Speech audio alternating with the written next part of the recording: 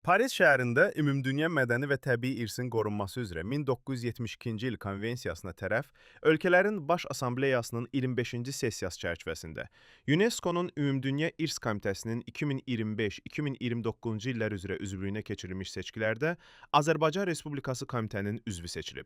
Azərbaycan Xarici İşlər Nazirliyindən APAya verilən məlumata görə, ciddi rəqabət şəraitində baş tutmuş seçkilərdə Şərqi Avropa regionu üçün ayrılmış bir yer uğrunda ölkəmizlə birgə 5 ölkə mübarizə aparıb. Bildirilib ki, Azərbaycan səsvermənin ilk mərhələsində 160 ölkədən 92-sinin dəstəyini təmin edərək komitəyə üzv seçilib.